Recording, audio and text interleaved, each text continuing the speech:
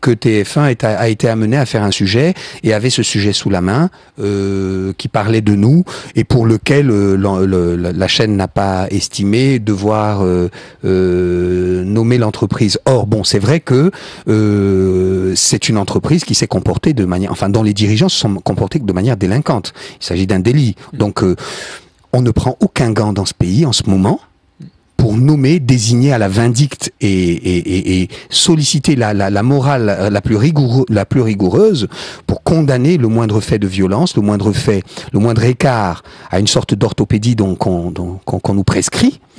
Or là, vous avez vu, les papiers, c'est factuel. On n'est pas en train on ne peut pas s'abriter derrière une issue hypothétique de la justice pour constater que les contrats sont faux.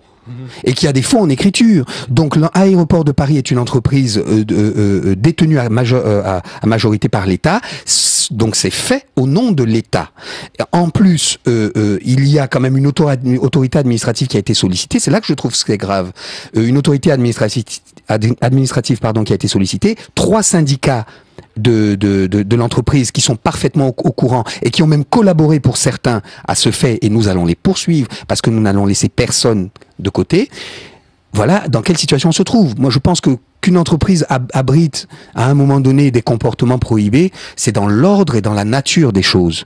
Maintenant, nous sommes dans un système qui présuppose le partage du pouvoir et la responsabilité de tout pouvoir. On a institué des syndicats pour défendre. On a institué des régimes de police, c'est l'autorité administrative. On a institué des juges pour constater qu'il y a maladie. Et vous avez un juge qui dit qu'il n'est pas évident, en voyant des arrêts maladie, que nous sommes malades. Donc, je ne sais plus où nous sommes. J'en suis à douter de la justice française et à espérer de celle de Mugabe. Non, mais non, sincèrement, quand vous donnez à un juge des arrêts maladie, quand il est en face de documents susceptibles enfin, ou qu'il est en face de mener susceptible de pouvoir mener toutes les enquêtes pour vérifier, parce que c'est pas banal qu'on licencie 4 personnes dans ce pays qui se préjugent d'avoir dénoncé, enfin, qui se prévalent d'avoir dénoncé une discrimination. Le juge s'est saisi d'un moyen, l'article 122-43, je crois, qui dit que les licenciements peuvent être pour cause personnelle. Or, l'article 122-44, je crois, celui qui suit, je connais pas bien le droit en la matière, lui demande de faire des enquêtes pour voir si ce qui est allégué par la partie est vrai. Or, il n'a rien fait. Il n'a pas demandé si l'employeur avait respecté le droit de retrait. Il s'est borné à observer que les licenciements sont pour cause personnelle. Or, ils sont en raison précise de la discrimination énoncée. Pour vous donner un seul point, on a été licencié en juin. C'est 2006. On a exercé un droit de retrait le 10 janvier. En droit du travail, les faits sont prescrits 2 mois après.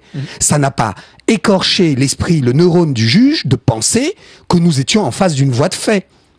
Nous avons été licenciés alors que nous étions en arrêt maladie, 2e cas de nullité. Nous avons été licenciés alors que nous avons invoqué un principe d'ordre public.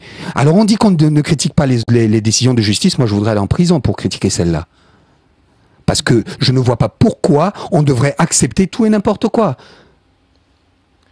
Alors, quelles sont les suites maintenant pour cette histoire, les actions que vous avez décidé de mener? Non, vas-y. Alors, les actions que nous avons décidé de mener, nous avons décidé de poursuivre jusqu'au dernier tous ceux qui se seront prêtés de près ou de loin, ou qui, par imposture, occupent une place qui dit, enfin, qui leur fait créance de défendre des droits, alors qu'ils les bafouent, alors qu'ils organisent leur déchéance.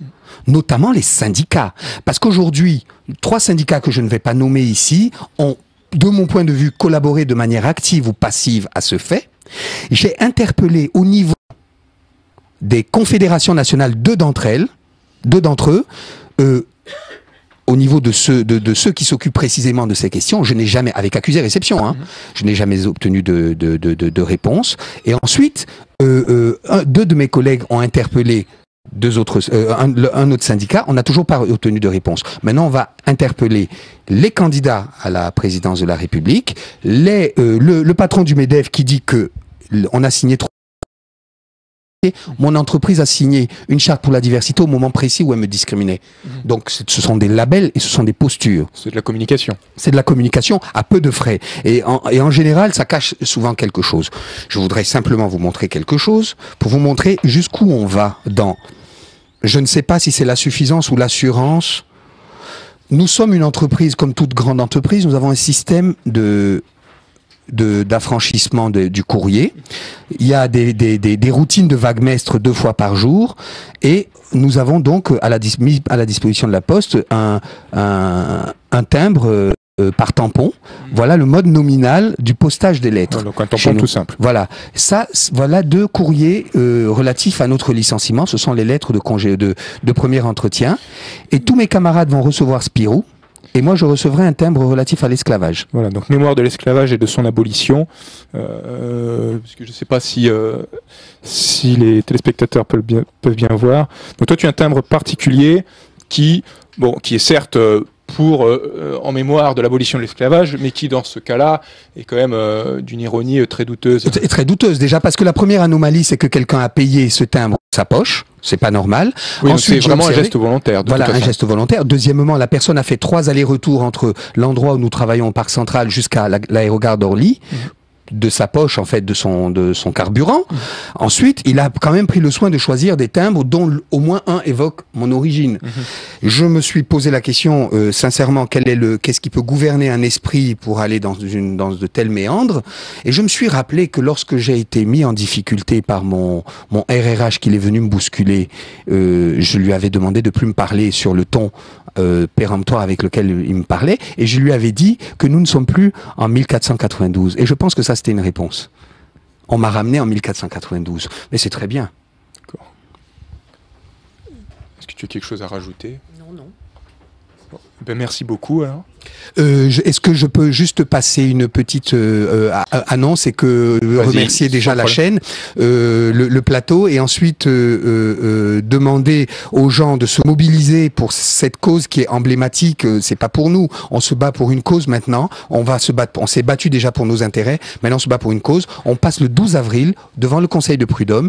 Il faut qu'on sache que la justice française se rend au nom du peuple français et qu'elle est publique. Et donc, il faut que nous assistions massivement le 12 avril au Conseil de prud'homme de Paris à partir de 13h à l'examen de la cause sur le fond. Alors, tu connais le lieu?